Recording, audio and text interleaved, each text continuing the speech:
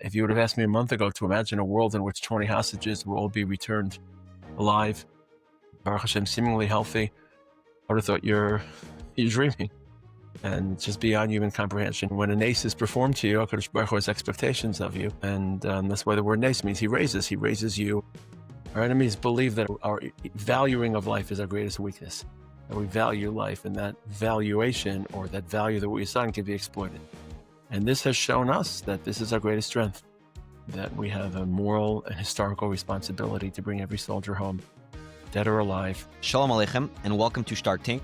Star Tank is a podcast about the challenges and opportunities of being a Ben Torah in the workforce. Coming back from Sukkot, I felt I could not possibly bring myself to do just a regular episode interviewing one of our wonderful guests about being a Ben Torah in the workforce. I felt like we had to talk a little bit about the really special and momentous events that we are witnessing before our eyes. And I'm very grateful that Rav Moshe Taragin, a past guest 2 times already, has agreed to come back and help us try to understand a little bit of what Hashem wants for us during these very, very special and also challenging days. So Rav Taragin, welcome back and thank you. Thank you. We should be zalcha to the nisim that we've seen and stand to the tests that we're facing. Yeah, so I really just want to start to hear from you on a very basic level what the last few days have been like. We're recording this on, what day is it now? Thursday. The hostages have been home, Baruch Hashem, since Monday, Erev Simchas Torah, Hoshana Rabbah. So what were your sort of immediate reactions to these scenes that took place over the last few days? Real kaleidoscope of conflicting and clashing emotions. And we're always asked to hold multiple emotions in our heart. I thought a lot about Avram Avinu at the Akedah, where his natural emotion was sadness and tragedy at losing his son. But Chazal say, "Afal pikein alev samech la'asos eson kono." I felt this was the inversion, a little bit of the Akedah, because our natural feeling were gratitude and joy and elation. Yet there's so much pain and suffering that we have to account for also. So I felt as if I was walking in the footsteps of Avram Avinu, but being asked to invert Avraham's nisayon emotionally. The Gemara in Baba Basra, a person who loses a wealthy relative should make a bracha of dayin ha'emes, mourning the loss, but also hatov v'meitiv, because they stand to inherit. So HaKadosh Baruch Hu created the heart as a multi-chambered organ, and he expects us to hold conflicting emotions. All that being said, I think the dominant emotion, as I mentioned before, is joy, and not just joy, but hakaras hatov to HaKadosh Baruch Hu. Hakaras hatov has to be expressed. It can't just be acknowledged internally. In the days of the Beis HaMikdash, we expressed our thank you to HaKadosh Baruch Hu by offering a korban tov. The korban tov can be very expensive. Remember, it comes with a behemoth as well as 40 breads. So it's a whole enterprise. It's not just a quick in and out of the Beis HaMikdash. Today we're not zoche, we're not yet ready to bring korban toda, but I think we have to voice our hodat HaKadosh Baruch Hu. And to me, the pasuk that resonated most with me, I've just said Hallel every day during Sukkot, the pasuk that resonated the most was not just Hodel Hashem Kitov and Zayom As Hashem, although those resonated very deeply, but Meis Hashem, Haisa Zos Hine Flows Beinenu. If you would have asked me a month ago to imagine a world in which 20 hostages will all be returned alive, Baruch Hashem, seemingly healthy, without this arduous, painstaking negotiations with manipulation and with psychological warfare on the families, on the people, and a good number of our remains hopefully will continue to be returned. And all that would be accomplished by still retaining our defensive positions in Gaza and trying to prevent the next attack. I would have thought you're dreaming. And it's just beyond human comprehension. Hine flows beinenu, and just reminded us that it's HaKadosh Baruch Hu's doing. I was thinking a lot about what type of past can I compare the release of the hostages to. So right away, my mind went to Yosef Atzadik. Yosef was in jail for 2 years.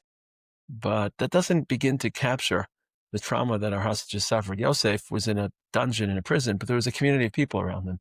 He had the Saramashkin, the Sarofim, who was the warden, the chief. So he had communal life. He just was stuck in a dungeon. Our hostages and our brothers and our soldiers were stuck, chained to gas canisters, alone with hoods over their heads, in cages. So then I thought about Daniel, Mishan and Daniel Begov Harayos, but that wasn't comparable, because Daniel had a king who favored him, reluctantly allowed him to be thrown into the Gov Harayos, and then a day later he checked on him. They were abandoned, they were chained, they were shackled for years. And the only thing I could compare it to is Yonah b'mei hadaga.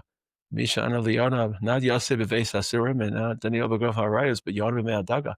Completely cut off, severed from any human contact, lost in tomb. Remember, Yonah basically is dead. Mibeten Shaol Shivati. He calls out to HaKadosh Baruch Hu, Mibeten Shaol. And Mishana Yonah b'mei hadaga, Hu Aneinu, he answered our prayers. And gratitude has to be, again, not just acknowledged, it has to be expressed. That's why the only part of Shemona Esrei which we recite personally is Modin.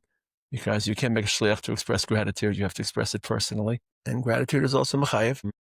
When a nace is performed to you, HaKadosh Baruch Hu has expectations of you. And that's why the word nace means he raises. He raises you, and anytime you are raised.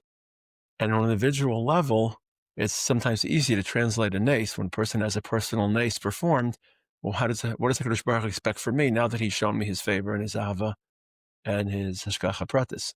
When it's a nace for Am Yisrael in general, it's a little hard to understand what HaKadosh Baruch Hu expects from us. But I don't think Hashem performs nisim only to rescue us. He performs nisim because there are mandates and expectations and duties that come. I've done a lot of thinking about now that we've experienced not just the nisim of the past week. I think the last week, I don't like to use the word end of the war because that's a very misleading phrase. But this turning point is a point of inflection. I think we have to consider the nisim that we've experienced the last 2 years. We degraded the Iranian army. We degraded the Syrian army. It's almost invisible. We degraded the Hezbollah. And more or less, we decimated Hamas. And who would have imagined that from Mi Bir Amuka, we'd face Igra Rama, that we'd go from October 7th, October 8th, which was the lowest point in the history of the state of Israel, to presumably the moment in which, again, there's a lot of pain and a lot of suffering. And maybe we'll talk about that. And it's really important not to ignore it, because some people do feel left behind as the war is, quote unquote, ending. But if you look at it from an objective standpoint, our national position is so much stronger. Hashem owes li'amo yitain. Hashem yivarechas amo v'shalom. We haven't been zochi yet tein kavod Hashem li'amecha. But if you look at it internally in terms of our oaths, you have to be thankful for the nisim. And nisim are never full. Chizkiah learned that lesson. Chizkiah couldn't say Hallel, presumably because the north had been demolished, so he couldn't accept the fact that the country that he ruled suffered. Not that really he was the southern kingdom, but the northern kingdom had been decimated.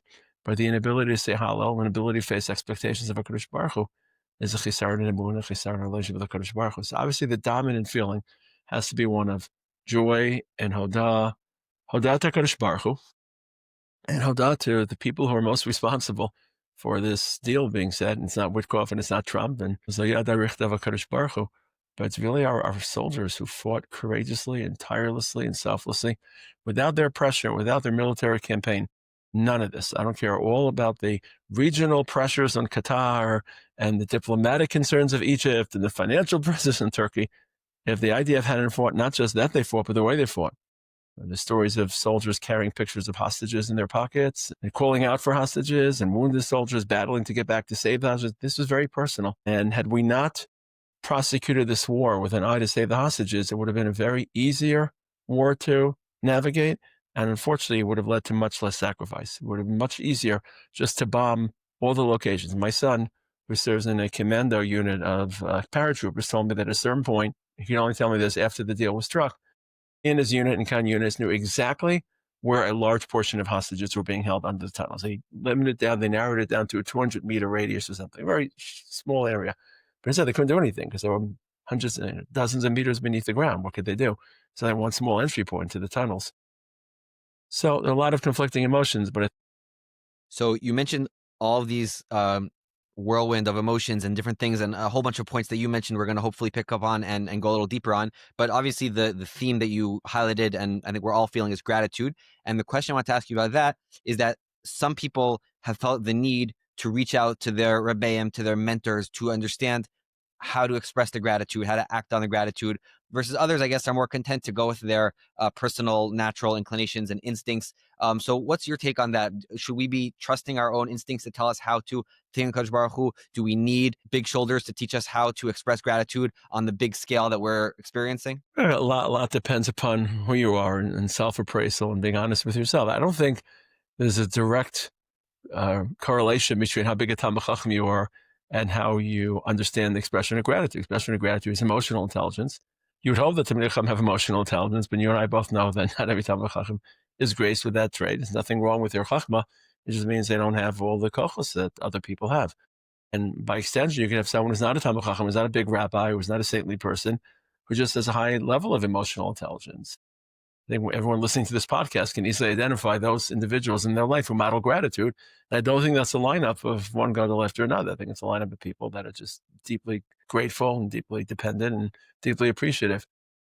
So if you feel that you're that person and you can chart your own roadmap to handling the gratitude you should feel to HaKadosh Baruch Hu, the gratitude you should feel to the shluchim of HaKadosh Baruch Hu, our soldiers, And of course, not just the soldiers, but the hundreds of thousands of women who have paid an unspeakable price. And I can speak about it personally. The families have been wrecked. Unfortunately, the divorce rates are soaring among soldiers who are returning or people that are considering divorce, but even amongst families that are together, the financial strain, the marital strain, the strain on the children, it's almost, it's hard to quantify. Taking children who have been without their fathers for 2 years effectively because their fathers are constantly popping in and out, which means that even when they're in, the kids, my grandchild a few weeks ago when my son-in-law left for his countless, who knows what shift this is already, he's in Lebanon for 3 months, he basically took a little chair and sat outside of the apartment building and said, I'm not leaving till like a hunger fest, till Abba comes back. And that's not healthy for a child. Obviously, he's inside now. And then, of course, the wounded soldiers and of course, the fallen soldiers. Gratitude not just to Kadosh Baruch Hu, but to the Shluchim of Kadosh Baruch Hu.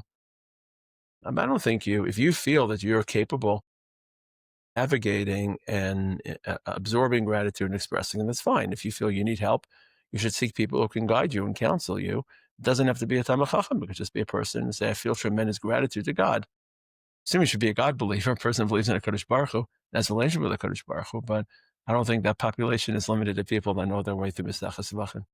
Right. And you mentioned Hallel, which we were saying anyway, but people, I guess, are maybe hoping for something a little more formalized and institutionalized to be able to communally express their gratitude.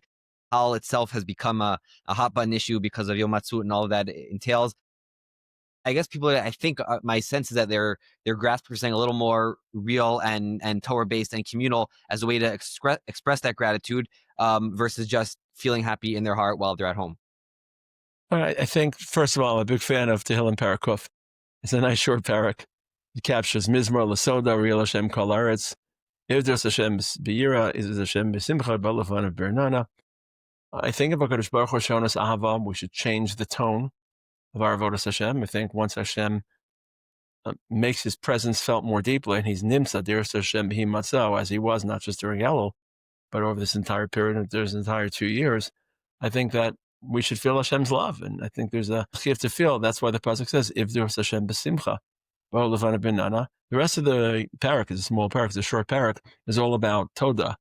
B'Levan B'Nana, Duki Hashem Hu Elokim, Hu Son of the Lord. That's a non sequitur pasuk. It's not about Hodat Hashem. It means changing the frequency of your avodas Hashem and feeling the love and feeling the Av of HaKadosh Baruch Hu. I also think that Anes requires Emunah every day when we daven. So we're Mas Mechagula L'Tfilah, we begin our Shemon Esrei by discussing and reminiscing about the moments in the past that Hashem interdicted and intervened in history. And one of the reasons is there are 2 days in the Ben Yonah and Brachos, but one reason their Ben Yonah, to meet our Ben Yonah provides, is when we think about past Nisim, we have the bitachon that Hashem will intervene, in this case in our own tefillah. Without the expectation and the confidence that Hashem will respond to your tefillah is lip service. So by revisiting past Nisim, we gain confidence that Hashem will intercede in our current situation. We've lived through very difficult years and dark moments of Hester Panim. A lot of people asked, where was HaKadosh Baruch Hu on October 7th, and where's HaKadosh Baruch Hu at this moment? And we've been zocha to Nisim, and to be able in the future, I hope we don't have similar nisyonos, and I hope the road ahead of us is a lot smoother. But when we reach those bumps in the road and those moments in which we face our dark demons of doubt and questioning HaKadosh Baruch Hu's presence, we should remember what happened those 12 days in June when we defeated Iran, and what happened those couple of days in October 2025. We received 20 people in Mason. When I said Mason, I don't think about David HaMelech coming back with all the Malachim and the Nevi'im. I literally think we're Zachat and Machayim Mason. These are people who are me bet and shoulder. I hate to say, maybe it's a chesed on my emunah, but in my wildest dreams, I basically assume these people would never return alive. I also think there are non-religious ways to express hakaras hatov. I know I reached out to some people this week just to let them know that I'm thinking about them. And people for whom this week is a lot more complex. People, fallen soldiers, people who are waiting for the remains of their children to return. It doesn't have to be that dramatic. If you are listening to this, I don't know if you have a listenership outside of Israel, but if you're listening to this in Teaneck, give a call and to, let's say, the family of a soldier that you know who hasn't been with his wife, or who his wife hasn't had her husband for 2 years, and just say, just wanted to take this opportunity to thank you for your service for Am Yisrael. This is my country. This is a country that I want to live in one day. It's my future. I know you went through a difficult time. Again, if these are people who have fallen soldiers or wounded soldiers or things of that sort, then it's a little bit more dramatic and a little bit more poignant. But it doesn't have to be. It could just be to someone that I know there was a lot of effort to post stories of fallen soldiers on social media on the day of the hostage return, because a lot of these people legitimately feel like the country's moving forward and everyone's leaving them behind. Everyone's shifting into moments of joy and elation and simcha, Hashem is simcha, and they're carrying the toll of empty hearts and empty rooms and scars, both literal and emotional, that will last for many, many decades. So I don't think hakaras hatov has to only be through Hala. Hakaras hatov has to be, and if that's not something you're capable of, at the very least, just try to be someone who's makir tov in your day-to-day life. Say thank you a little bit more. Hakaras hatov doesn't have to be highfalutin and grandiose. It could just be that this has taught us the fragility of the human condition, the fragility of Jewish history. And even if in my own space in, I don't know, Baltimore, and I should say thank you to the clerk or to the person in shul, and this has taught me to be more makir tov in a day-to-day, and that's also a favorable outcome of the Nes Hashem. And these don't have to only affect the large space. It can also trickle down to the minute moments of daily interactions and daily niceties and courtesies. Great. I don't normally do this on the podcast, but since you mentioned the effort to remember the fallen soldiers, I will just take a few seconds to mention, for those who I did do a post on my social media, and for those who didn't see it, that one of the things that my brother-in-law, Am Moshe Taragin Hashem Yikom Damo, said on his way to fighting to Gaza is, "Don't worry about me, worry about the hostages," which is a very loaded and special statement. And I think that certainly him, along with many others, were fighting, as you alluded to before, for this moment and for this day. And certainly, we're thinking of him and grateful to him and his comrades and the rest of the IDF. So I do want to mention that. You did mention the overarching theme of Ivdu Hashem b'simcha that Mizmor Toda teaches us, and we feel the Ava. We should reciprocate to HaKadosh Baruch Hu with Ava. For some people, the psychology has taught us that if you have a bowl of beautiful, delicious cherries and one cockroach in it, you have a disgusted reaction, despite the wonderful cherries in the beautiful bowl, the negativity bias, as the psychologists talk about it. So for some, the images of terrorist murderers going free and being celebrated in the streets of wherever has ruined this day, has made it an overall sad day, has made it hard for them to feel Ivdos Hashem b'simcha in this moment. I'm wondering, for those people or other people who have just natural doubts and that, you alluded to before, the chambers in the heart that are filled with other emotions. So how do we accomplish Ivdos Hashem b'simcha along with those terrible scenes? Well, I think by avoiding political judgment, being more attuned to moral participation. If you were Netanyahu or you were part of the security cabinet, you have to make a decision. So you could raise claims and counterclaims and whether the deal was appropriate or not. The deal is done. That's politics. Everything else is just artificial conversation, whether you agree with the deal or not. There are clearly two elements to this experience. The experience has been set. It's already been executed and implemented. And I think the dominant part is, I said, the elation and the joy for the families. And until you actually see the images and the videos and stand at Levayas and realize what could have been. Last night I was at the Levaya of Daniel Peretz, Hashem Yikom Damav. There was a challenging mixture of both, because there were pain and suffering, some degree of gratification. The bones had returned for Kvura. But it was attended by a fellow tank member in his tank, Matan Engerest, who was a hostage for 2 years. And literally 48 hours after he was released, he was at the Levaya speaking to what must have been maybe 10,000 people. I don't know if people were there, 8,000. I don't know how many. It's hard to get a sense of crowd size. When people, just like part of Avas Yisrael is crying when people suffer, part of Avas Yisrael is sharing in the joy of parents and the joy of children and the joy of husbands being reunited with their wives and with their children. And to question that and to carp and criticize based on politics is extremely, extremely insensitive, is extremely inhumane. You have to suspend your political judgment and celebrate their joy. At the same token, you should feel joy, but recognize that there are implicit prices that are being paid. Again, if this were 2 weeks ago and you were deliberating yes or no, you could raise the pros and cons. But at this point, it's just cheap argumentativeness and disputational, just to show what you believe or you don't believe. It's already been done. Next time, in Rosh Hashem, there shouldn't be a next time, but if you're called upon for your opinion, you can offer your opinion. At the same token, you shouldn't be blind to the costs that we're paying. It's a very high cost. On the other hand, recognize that there are deep values within this cost, that our enemies believe that our valuing of life is our greatest weakness, that we value life, and that valuation or that value that we assign can be exploited. And this has shown us that this is our greatest strength, that we have a moral and historical responsibility to bring every soldier home, dead or alive, And the phraseology this week was not that they're released, but habaita, they were brought home. And we literally see ourselves as a family. And in past pogroms, when Jews were taken captive, they were basically essentially assumed to be lost to the community. And we will not let soldiers. I mean, just this week, they're talking about recovering the body of Eli Cohen, the super spy from the 60s who was executed in Damascus. I don't know if it's going to happen tomorrow, but it will happen. It's 60 years ago, 65 years ago. So Jews have a long history, a long historical record. And I think we should be proud of the fact that we're willing to release so many prisoners just to achieve eyes, even if you feel the costs are too high, but that's even in the conversation, even if you feel the decision was improper. I think the value of Kaisel or Rav is very deeply felt. I think in a general sense, I hope, and maybe we could talk about this a little later, that religious Israel is better able to appreciate these deeply moral and historical values that secular Israel lives by and exhibits. And most of the people who are rallying to the hostages, and again, I mentioned before the Mesiras Nefesh of our soldiers, and without that, all the Witkoffs and Trumps in the world wouldn't have been able to create the geopolitical dynamic, which they did. But by and large, all the protesters were not always religious, and they moved the needle as well. And Witkoff and Trump felt it very deeply. And I think if our response had been more lukewarm, I think what you could say, this is a political statement. I don't like to dabble into politics and moving out of my lane, but you can clearly tell that Trump and Witkoff wore this on their flesh. This is not just another political issue. This is something they were deeply, deeply scarred by. The way that Donald Trump speaks about October 7th, the way that Steve Witkoff talks about the hostages. Now, a lot of it had to do with the horror and the grotesque images of October 7th, but a lot of it was the protests and the voices from the Kikar Chatufim from Hostage Square carried all the way to the White House and the Oval Office. And that was definitely part of the algorithm and part of the equation. On the same token, I mean, I was in shul this past Simchas Torah. The little that I was able to juggle my grandchildren get to shul. And Chassan Torah was the father of a fallen soldier. Chassan Breishis was another father of a fallen soldier.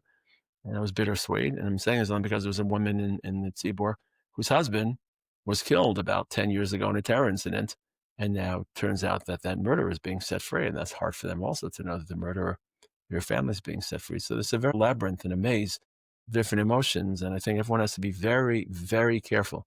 People who have a public megaphone and issue social media posts or loud, broad announcements, be very careful to admit, acknowledge, and encompass the complexity of what we're experiencing. And the hostage or the prisoner exchange is just one of them.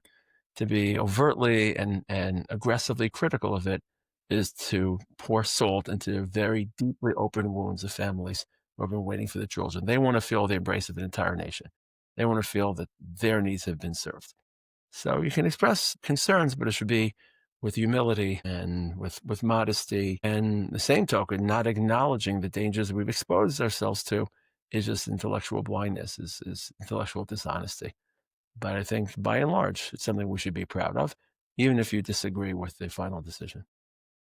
Okay. You mentioned that this is a nace, which I tend to agree with. I think that all rational analysts would not have, did not see this coming. Highly doubted we'd ever see the days and the sights that we were able to see, Baruch Hashem, over the past week. On the other hand, there's the hakaras hatov to the soldiers. There's hakaras hatov to the leaders of Israel and the United States. So how do we balance the hashgacha versus the hishtadlus that we saw, and then how we sort of relate to it post facto in the hakaras hatov that we're experiencing, thinking about those two sides of the coin?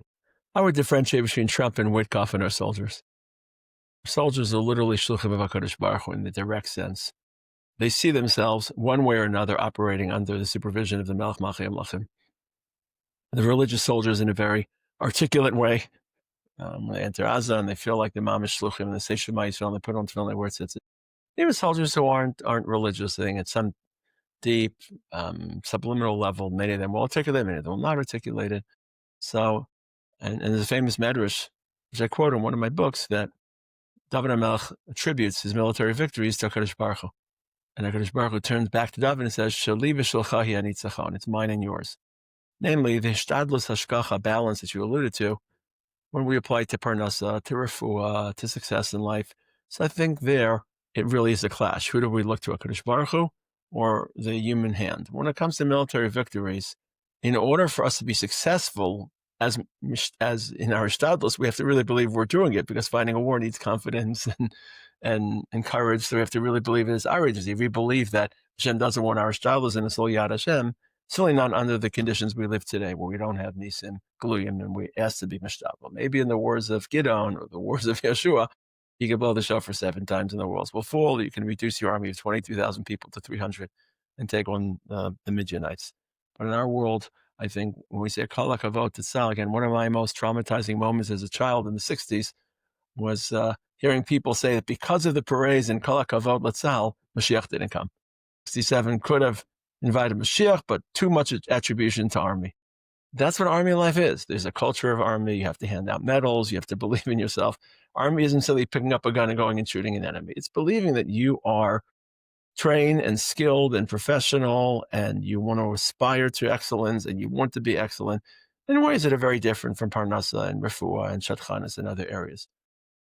Trump and Woodcroft, I think, obviously, they care about it very deeply, and his team and Kushner, and you have to be thankful for their efforts. I believe Hashem would have found other shluchim, other agencies, but this is the agent Hashem chose, and they responded to the opportunity to be thankful to them. I think there's a problem. Too much of investment in Trump and his power and his influence can sometimes blind people to the hakaras hatov they should feel to HaKadosh Baruch Hu. This isn't the first time that a range of political forces aligned in favor of Medinas Yisrael and Eretz Yisrael. Hear a lot of people going back to Persia and Achashverosh and Koresh, and that's the obvious association because in some cases it returned us to Eretz Yisrael as more Israel-based. A lot of people feel that Trump, those who aren't supporters of Trump or don't respect his intelligence, don't respect his skills, see him as an Achashverosh figure, so that's an easy story to overlay. I'm thinking more about Britain and Britain around the turn of the 19th century and the 20th century. And I'm thinking about larger events. The last 400 years of human history all colluded into creating the British super empire, the colonization, ironically, the British colonies, the spread of the British language, the spread of British culture, British influence. And more or less in the first part of the 20th century, it's Britain that launched the state of Israel. Remember, Truman didn't really acknowledge the state of Israel immediately. And much of the energy in Europe was coming from Britain. So, and many other forces, Britain and the Pico lines and the Balfour Declaration. So I think there's a range of forces, as we're seeing now, preoccupation with Iran, financial interest in Turkey, weaponization interest in Turkey, Qatar's willingness to be double agents, Egypt. So I'm thinking more of HaKadosh Baruch Hu. I don't know if the listeners have studied calculus and differential equations, calculus. So some of these multivariable equations with X, Y, Z's and all collude together to create a result. I think that what we've seen over the last month is HaKadosh Baruch Hu reminding us that he's an expert in multivariable calculus. That's interesting. I mean, a bunch of people reached out to me. I did put out a little poll on our Stark Tank WhatsApp group asking people for sort of questions to talk about in this week's episode. And the idea and the question about Trump was one that multiple people sent to me, try to think through how to think about our relationship with this guy who, even before this has done some really incredible things for our nation. And also personally, the American-Israel relationship, as much as you alluded to, hasn't been perfect. It certainly seems to have been special ever since, the 6-Day War, and the relationship has gotten closer. I'm curious for you as an American citizen watching, was a really unique spectacle in the Knesset, maybe overboard a little bit, but what were your reactions and thoughts about that and what it says about the nation of America and the nation of Israel and how they go together? I've been out of America too long to view myself as a dual citizen. Hashem, I've been here for close to 45 years, and I feel deeply, deeply Israeli. I'm very grateful to the United States. I appreciate its culture, its legacy, but I don't live the American political dynamic in a way that I view myself as a dual citizen. So I was listening to the speech more as a third-party bystander, an Israeli citizen, someone that understands the cultural background of U.S. support for Israel, cultural background of Trump. I just felt like I was living through Parshas Balak, where Hashem speaks. Again, some people will take this literally. I don't mean this. Some people feel that their view of Trump is very derogatory. They would view it as v'yiftach Hashem es pi asan in the literal sense. Some people would view it in the non-literal sense. I just felt like HaKadosh Baruch Hu was putting words into the mouths of Trump and other people. In general, I feel that over the last 2 years, Hashem has sent us messages to people. I think a lot of people who have been centered in this experience through tragedy, through suffering, through trauma, some of the things that they've said and the faith that has effused through their statements, I feel HaKadosh Baruch Hu is sending us messages and inspiring people to say things and to reach levels of faith and expression that in the past, I've seen so many people who weren't public speakers, who weren't, I don't like to use the thought leaders, I hate the word leaders, but thought people who put out thoughts for others to consider. And they just were so inspiring in the things that they said and the way they conducted themselves. I was listening to Rachel Goldberg Poland the other day and what she had to say after the Hasid's release. And I didn't know her before, so this could just be a natural continuation of her persona. But some of the things she says are just so overwhelmingly inspiring and so breathtaking. So I think Hashem is sending us messages, and I think Hashem was in the Knesset. Hashem was in the Knesset putting words again. I'm sure Trump chose what to say, but Hashem has ways to convey what he wants to communicate in the mouths of Hamamlich, Melachim, Velo HaMeluch HaKadosh Baruch Hu decides who will speak and when they will speak. Okay, I wanted to zoom out a little bit and try to consider some of the broader historical context that we are witnessing right now. And one angle that I wanted to ask you about is the angle of Jewish power.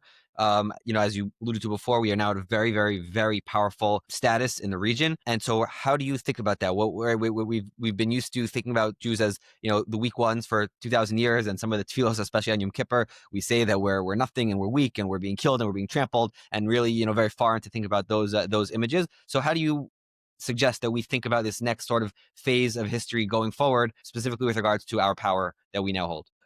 I don't think we're interested in power. We're interested in influence and spiritual influence. And when we desire V'chein tein kavod Hashem li'amecha, it's not that people should glorify the Jewish people. It's that people should glorify the Jewish people as an access point of Kum v'nal el Yerushalayim, or Ninu goyim amo ki dam avadav yikom, u'v'yed al kol po'ol ki atel pi'alta. So the fact that Israel is reaching Mirz Hashem a position of power and influence, to me, that's a political, socio-political, economic force. And like I said, it's really not my lane. I want us to be successful. I want us to be economically successful. I want us to be politically successful. But I'm hesitant to interpret these developments in a prophetic sense and in a broader prophetic framework, because our goal is to wield spiritual influence, for us to be admired, and for people to study our ways and to study HaKadosh Baruch Hu. And unfortunately, in that area, we've taken several steps backwards. We've regressed because the type of hostility towards Israel and anger towards Israel, which I think is totally, I would not change anything we've done, because the answer to anti-Semitism is the state of Israel. So if the state of Israel evokes anti-Semitism in the streets of New York or Barcelona or the campuses of Berkeley or Columbia, the solution is not to adopt positions which would compromise the state of Israel for the sake of quelling anti-Semitism. That's an inverted logic. The solution to anti-Semitism is a homeland for the Jewish people, period. And whatever it takes to secure that homeland, whatever price we may have to pay in peripheral anti-Semitism, is well worthwhile. But in the broader calculus, it's unfortunate. We don't want a state in which people are hostile and angry towards Jews, towards the state of Israel. We want people to be inspired by the state of Israel. And that vision still feels very, very distant. So I'm very hesitant. If you're asking me, am I happy that Israel is a regional superpower economically, that Israel probably sell military technology? Yes, but that is not our end point. That's not our goal. And I think many of the people who will participate with Israel and purchase our military technology it's going to be driven by financial and political interests, less by an admiration for the Jews in the state of Israel and a desire to immerse themselves. Now, where this is heading is hard to know. Will some of the relationships that we form with Qatar or with the Emirates or with Indonesia, or hopefully one day with Saudi Arabia or with Europe, the renewed relationships, will it spiral from economic arrangements and diplomatic compromises and political forces into something more cultural / spiritual / religious? It's hard to see that trajectory right now, but that's where we're headed. We're not interested in Israel becoming a mighty force per se, other than just protecting our people and protecting our homeland. And Baruch Hashem, we reached that state already. Right. I mean, we do have a clue about this specific point. Rashi in Parshas Zos HaBracha, when he talks about Yisachar and Zvulun, he says that the merchants are going to come all the way. And they're going to say, well, if we're already, have arrived in Tel Aviv to do business, we might as well take Kishachat Yerushalayim and see what religion is going on there. So we do see in the lane that we just laned a few days ago, a clue to that path that we might still find ourselves on. We're far from that, Rashi. We're very, very far from that, Rashi. We're probably closer to the Rashi where Eretz Yisrael is referred to as Afsearetz, and Yosef is Afsearetz, and every kingdom wanted to have a piece of Israel. That's why it's called Afsearetz. It seems like many people are vying to have a piece of Israel. Maybe that's working in our benefit, because we're all vying for influence in Gaza. And if Trump's vision emerges and materializes in Gaza, then that could stabilize the region and stabilize Gaza. But I don't see this yet through prophetic lens. You have to be careful when you apply prophecy, not to translate or decipher every single move and every single even favorable development into something prophetic. Not everything is prophetic. I think it's setting the stage, as you said, but we're far from it. And when we think about the broader historical implications of this moment, we think a lot, we talk a lot in our previous conversations about the idea of Geula, and without going into specifics of where on the timeline of Geula we are and how exactly we define it, what are the sort of day-to-day applications and practical considerations to be taken into account, right? Most of the people here, and the topic of this podcast is about, the day-to-day. There's work, there's family, there's halacha, there's trying to sort of get by. To what extent do these broader historical implications affect us every day? Look, for people that are listening outside of Israel, the answer is obvious: either to move to Israel or to find a way to immerse yourself more deeply in the Israeli experience from afar. That's how we believe Geula is unfolding, through the state of the Jews, even though it's secular, but we're rebuilding our state and rebuilding our sovereignty, rebuilding our culture, so the more you can be part of it. To Jews who are living in Israel, I think that's what we deeply believe in, that process has begun. And therefore, even though we're partnering with secular Jews, there's deep spirituality in their hearts, and we're trying to touch that spirituality, and that spirituality emerged in their patriotism and loyalty and commitment and self-sacrifice. And we know we pay a high price for that. I mean, anytime you encounter a community that isn't strictly religious, there's going to be backwash, and there's going to be a price to pay, a toll to pay, and we want to try as best as possible to limit that toll. So I don't think there's a 4 o'clock Geula moment in which, okay, like there's a 4 o'clock mincha or 10 o'clock Ma'ariv. I don't think there's a moment, but it's where you orient your life and the decision to lead a lifestyle that, though it creates great peril to halachic observance and narrow commitment to Talmud Torah, you feel that that's a commitment that Hashem wants from you and of you as part of this reunification of our people in the process of Geula. And again, serving in the army and being part of society and standing at Levayos, and in ways that I think a lot of people in America don't fully understand until you live it. Growing up, if you asked me to be friendly with a secular Jew or a Jew who wasn't Orthodox, it'd be like asking me to be friendly with a Martian. I feel like they're so different from me. I can be nice, I could be kind, I could be respectful, we could find common mission, common purpose. But then you see our children, my children, Mit Hashem, when they're your children, and the bonding level that they reach with non-religious Jews in Israel through the army, through joint experiences, and the love they feel and the common respect. It's almost like you're changing the frequency on the radio. You have to train your ears to hear something a little bit different. So Am Yisrael is, I think, the consequence of feeling you're part of a Geula process. I don't think anyone's a Navi. I don't think anyone's going to become Melech Mashiach. I think it's just realizing that this is a process that you are participating with a big, big, broad band of Jews.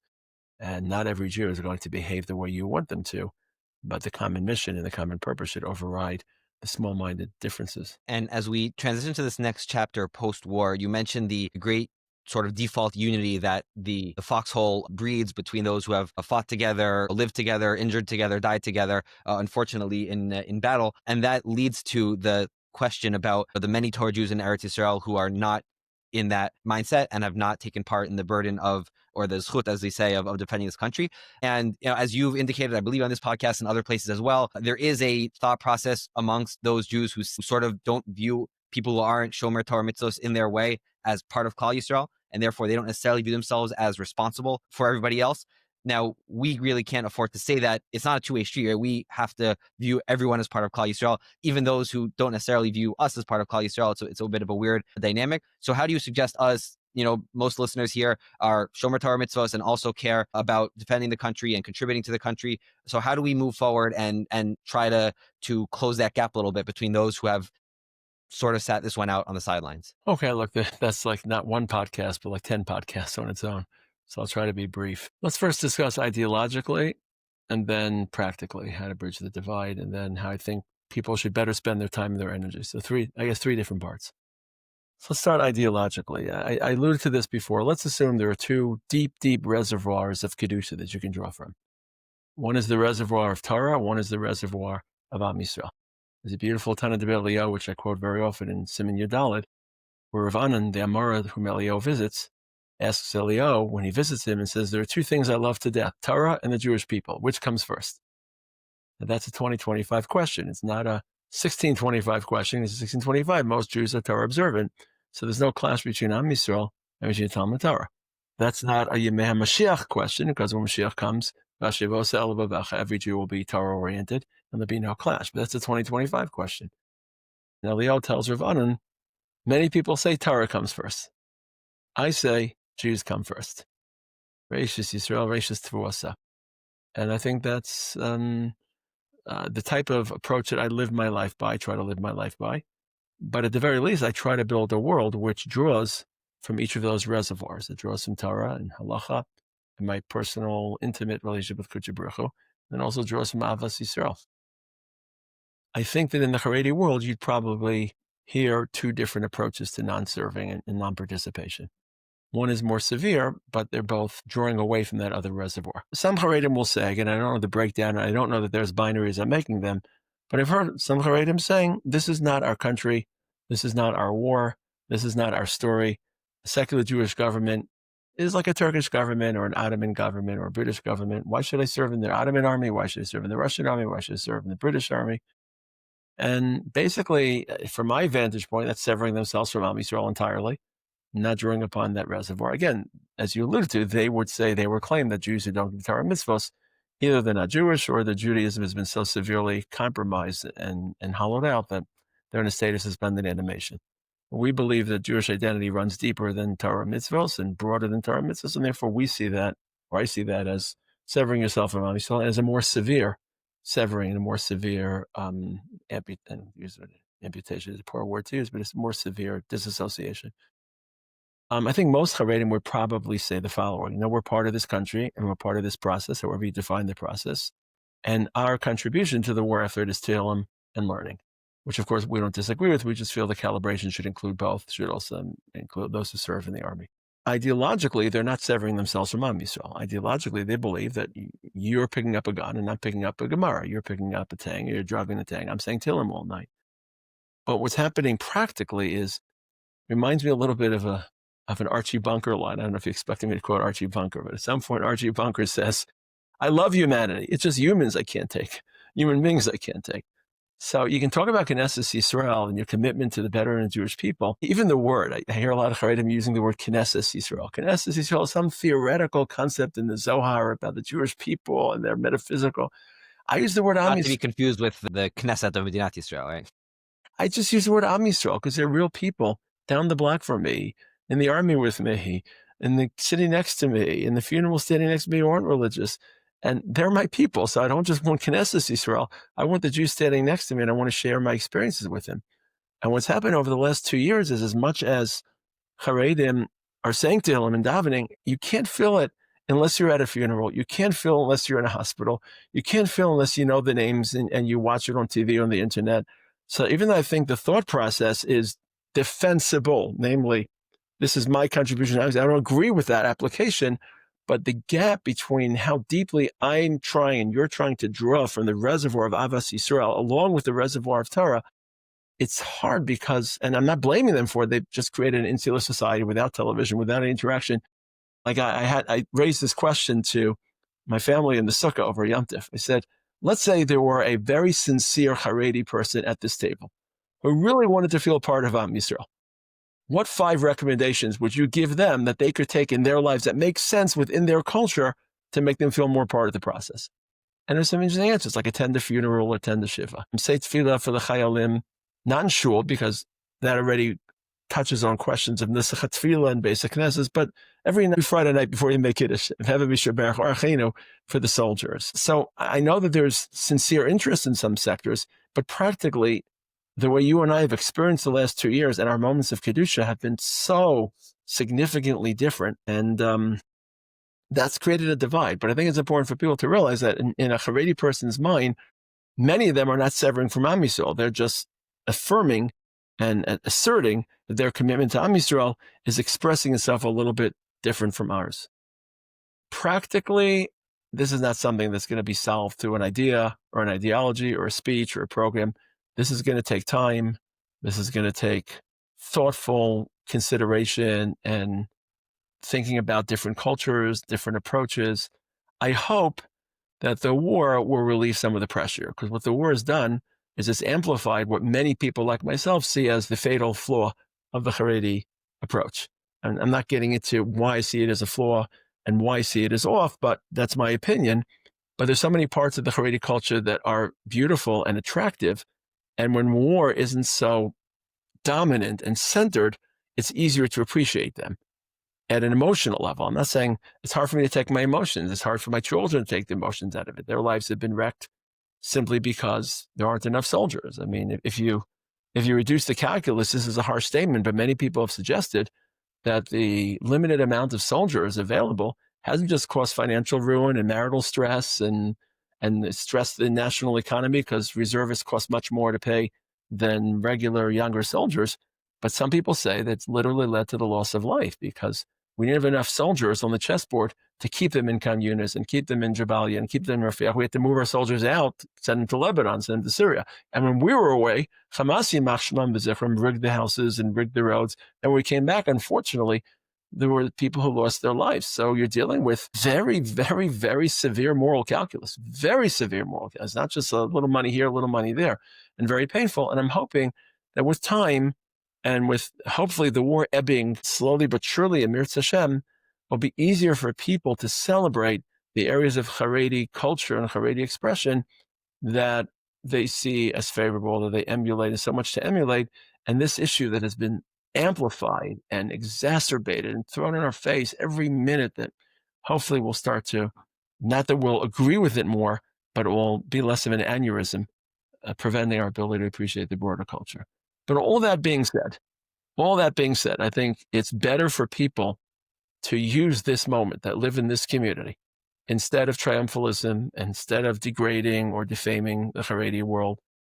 If there's a Haredi listener out there who wants my opinion about how they can improve their lives and my 5 ideas, they're welcome to get my WhatsApp from me or to WhatsApp me directly. But I think that there is a tendency in our community to view ourselves as an inferior brand of Avodas Hashem with less confidence.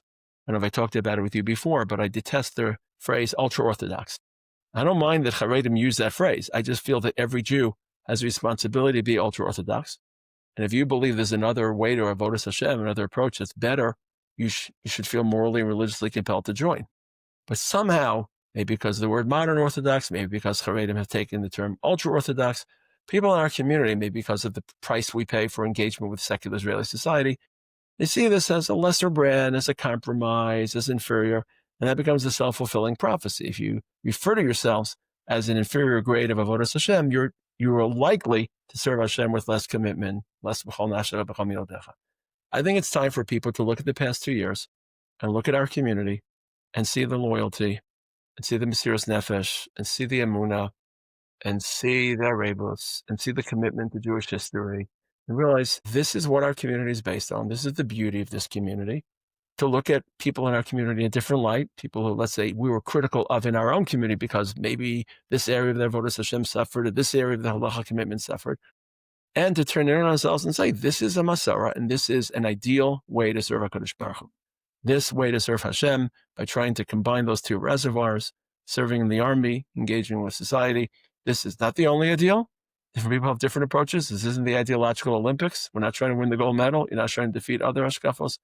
I think it's a moment for ourselves to look inside and appreciate all the value systems that have surfaced and that have led to this great moment in history because we've carried this chapter of history, and to take pride, not gloating, not puffing our chests in triumph, rather take pride and say, okay, this is a meaningful way to serve HaKadosh Baruch Hu, and now let me try harder to be the best Dati Lomi type of Jew, wherever you define yourself, and work hard at your mitzvah, to work hard at your Torah, because this is a moment that we should be proud. Right, Taragin, thank you so much. I do want to ask one last question before we close off, which is that I think we're right around the 1 year mark since your son's injury. You can correct me on the exact date, and I would appreciate if you could update me and the listeners as to how he's doing, how he's feeling, and how his recovery is going.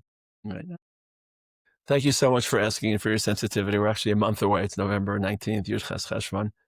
Baruch Hashem, like all the soldiers, these are very, very long, winding roads, and he's well on his way, Mir Hashem, and with HaKadosh Baruch Hu's help. We're very, very grateful for the nisim he's shown us.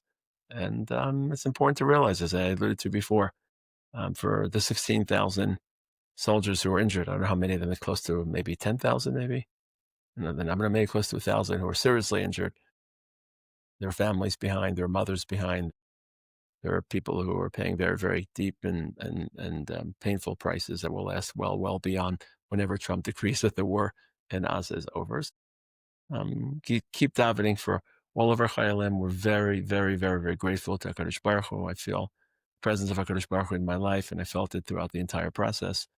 And don't look to the side of you. Don't look in front of you. Don't look to the back of you, what this one has to deal with, what that one has to deal with. Just look straight ahead at HaKadosh Baruch Hu. What does Hashem want from you? So I felt HaKadosh Baruch Hu asking me that question and holding my hand and taking me along that route. So, but thank you for asking. Taragin, thank you for doing this, and we should all continue to hear more good news and more B'sarot Tovot. Amen.